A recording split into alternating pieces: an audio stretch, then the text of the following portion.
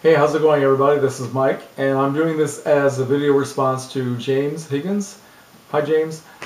His Wednesday chat from, what was it, June, this would have been June 12th, and brought up some very good ideas, very good topics, and I saw that a couple of other people put up video responses, so I thought I would do the same thing. So the first topic was about trailers for modern films. Do they show too much of the plot? I would have to say they show what's appropriate.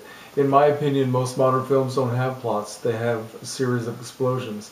So that's what the trailers show. And in case you miss it, they turn the volume up about 900% to make sure that you get all the noise and all the debris. So sorry, that's just my very prejudiced opinion about most modern films. But at my local megaplex, multiplex, actually I call it a monsterplex, but that's what they do. I mean, the trailers, my God, they must show 12 of them, they go on forever, and they are 10 times louder than the feature film, which actually plays afterward. So it's a little bit, you're deaf by the time you get to the start of the movie, so it's a little bit offensive, a little bit much. Okay, your next topic was what film companies do we like to buy our movies from, DVDs and Blu-rays. And James, I agree with you completely that at the top of the list is most definitely the Criterion Collection, and they put out just incredible stuff as far as the quality of the imagery, the packaging, the extra features. I mean, everything. Plus the fact that they have such a wide range of subject matter. It's just incredible. But second only to Criterion is Kino Video. And for those of you who like horror movies and science fiction, they have some of the best, starting with the silent era. Okay, Cabinet of Dr. Caligari goes all the way back to 1920. I just watched this recently for the first time, and I was completely blown away by it. It is so incredibly well done and so creepy. I would recommend this to everyone. Okay, wow. It's a German film done in the expressionistic style of that period, and it's meant to be, everything is meant to look like it's not real. The sets are all obviously, fake, and drawings and distorted imagery and all that, and it's just amazing. I don't know what to say, but yeah, okay. Kino Video, they also show, they have several versions of Metropolis, and I bought this one. I've actually seen another version of Metropolis that came out, I think, in the 1980s with the soundtrack by Giorgio Moroder. I'd like to get that as well, but this is I think the latest version they put out. That's has all it's the complete version, okay? And then of course they put out Nosferatu, the very best version of Nosferatu. And I believe some of these are now coming out on Blu-ray as well. I'm not sure.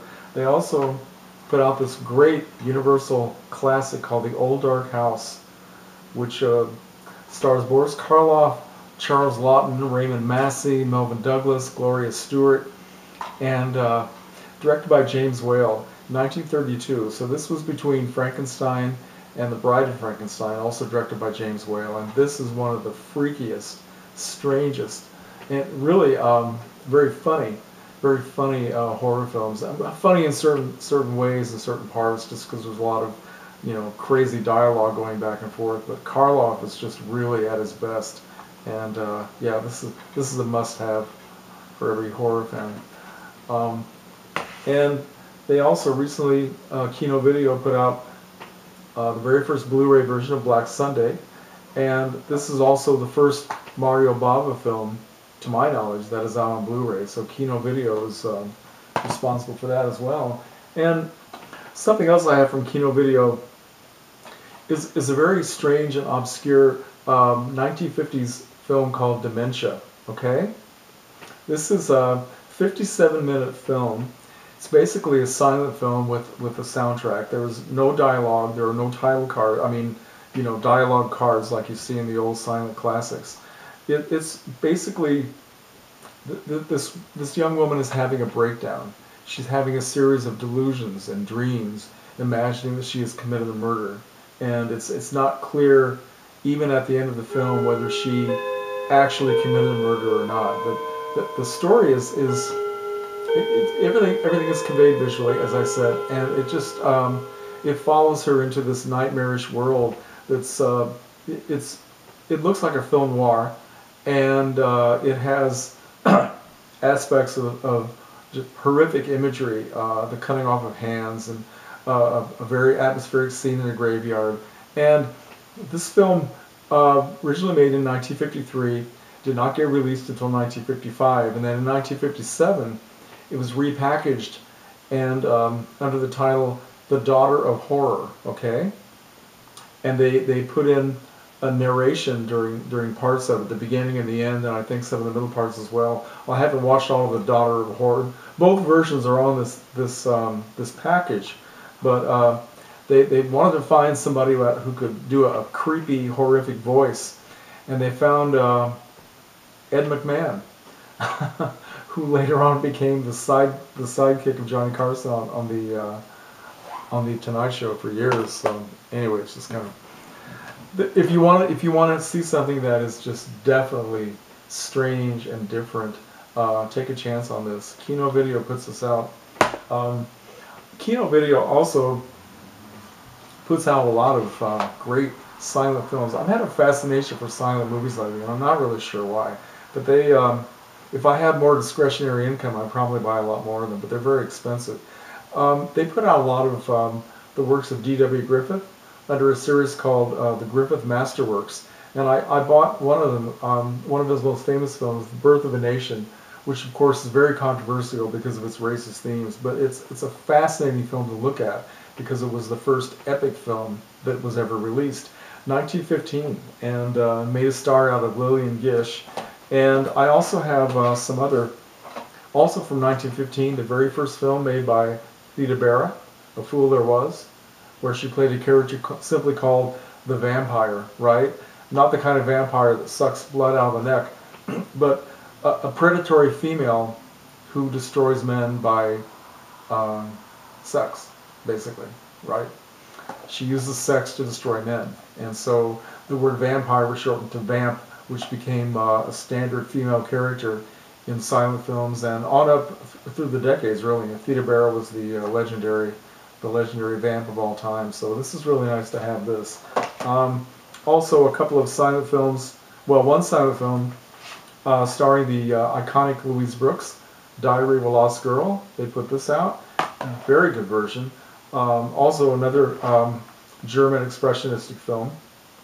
She did this right after she did Pandora's Box, which is probably her most famous film. And then following that, she made this French film called Prix de Beauté, which means beauty prize, and it was her first sound film and also her last starring film. So that's very kind of an obscure thing that Kino put out. So I would advise anybody who has an interest in just really obscure and strange and a wide range of subject matter and directors and actors, a lot of foreign films. Go to Kino. I'll put the link down below so you can find it, but Kino Video is a very interesting company.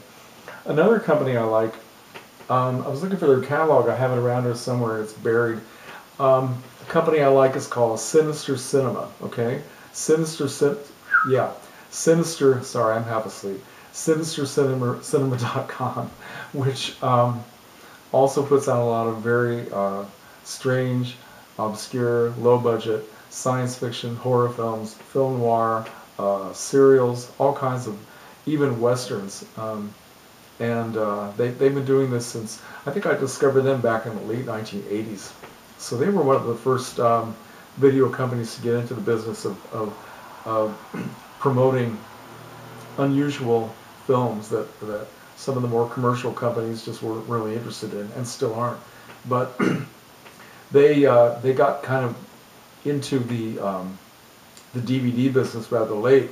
I think it took them a while to convert, and they kind of got behind everybody else after that. But they were the first ones to showcase films like by Ray Dennis Steckler. They have these real nice VHS packages, clamshell boxes. I still have this. They were promoting his films and the obscure films of Barbara Steele. You know, some of the foreign horror movies, and just a lot of things that at the time were very obscure, and they still do a lot of good work, and I think they should be supported. Another another company that I like, that I can only find online. I don't think I have any catalogs that come through the mail. It's called The Video Beat. Okay, thevideobeat.com. And if you happen to be interested in the pop culture of the 50s and 60s, which I am, and I imagine a lot of you are not, because you're so young and you have no connection to that era, and I understand that, but there are a lot of interesting things back in that era, not just horror and sci-fi, but the films that were associated with rock and roll, especially the early days of rock and roll, and juvenile delinquency. Famous film from 1955 called Rebel Without a Cause, which starred James Dean and Natalie Wood and Sal Mineo, which of course is a big budget Warner Brothers classic film, very popular film. But it started a genre of juvenile delinquent films, you know, disturbed, disaffected teenagers, both boys and girls, and a whole series of more low-budget films that were coming out all through the decade of the 50s. And Sal Mineo, who made his debut and was a real live teenager at the time, he was only 15 when he made Rebel Without a Cause, became kind of a popular star for those kinds of films. And a lot of them aren't released commercially, and the Video Beat kind of showcases films like that. And this is what their packaging looks like. Let's see. Just plain boxes. This is a film called Dino that Sal Mineo did in 1957, and it's just like the quintessential Italian juvenile delinquent story. They also, another one, Crime in the Streets, starring Sal Mineo and John Cassavetes, also with Mark Rydell, who later on became a very famous director. He's in it. And here's another one they put out. This is a film from 1962 called The Explosive Generation, okay? Which I don't think this will ever be released commercially by anybody. I'd be very surprised if it was. But this is kind of a strange little film about kids in a high school where they get in trouble for having a sex education discussion in one of their classes. The teacher happens to be William Shatner, a very young William Shatner, in a very good acting role. And one of the teenagers, the one who starts all the trouble, is Patty McCormick, who of course a few years earlier became famous as the evil child in The Bad Seed. And this also features Billy Gray, who was in Father Knows Best, and Beau Bridges, a very young Beau Bridges. A very, very cool film.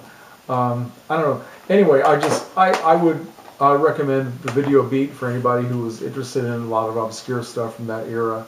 And okay, well, enough about that. And the last topic was where do we enjoy ordering our films online, getting them through the mail, or do we like the thrill of the hunt? Well, I have to admit, I'm a little too lazy for the thrill of the hunt. I used to do a lot of garage sailing and estate sailing and what's the other, flea markets. Sorry, I'm half asleep here. Yeah, I used to do that a lot, and I just kind of got out of the game. But now that I was watching Clive Craven's response video just a little while ago, and he was talking about all the great luck he has in pawn shops. I don't think I've ever been in a pawn shop in my entire life. But I think maybe it's time I check it out. We have a couple of those around here.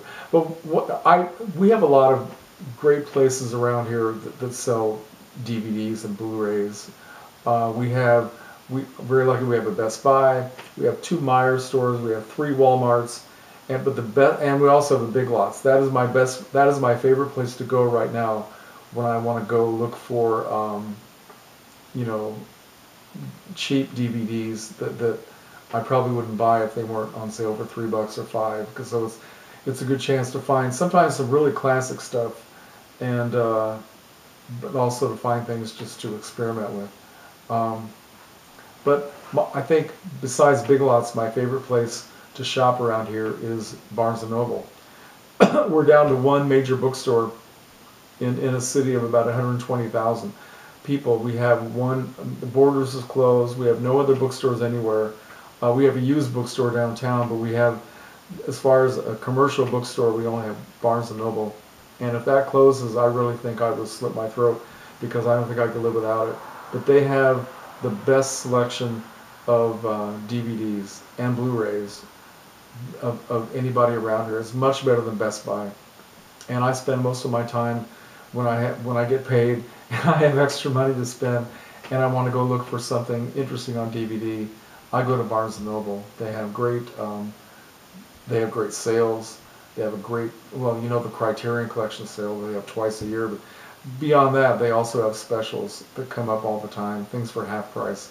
And yeah, I spend a lot of time there. Plus, I think they need to be supported, because you know, I want those places to stay open. It means a lot to me to have that. Other than that, I order most of my stuff online, besides shopping around to those different places here. I really have not gotten into the whole flea market thing for a long time, but I think it's time I give it a shot. Okay.